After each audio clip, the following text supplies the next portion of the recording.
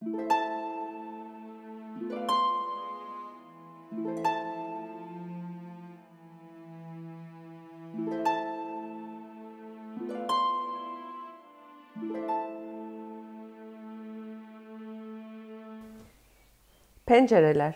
Sözcüklerimiz yorulmuş kullanılmaktan.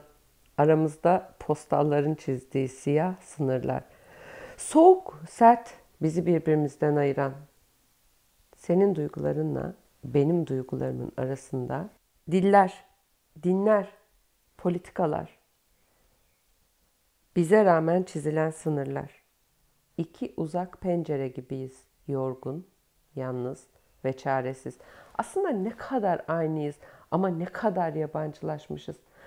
Anlaşmanın aracı olması gerekirken bizi birbirimizden ayıran sözcükler ve yaratılan kimliklerimiz. Aslında mesafeler yok aramızda.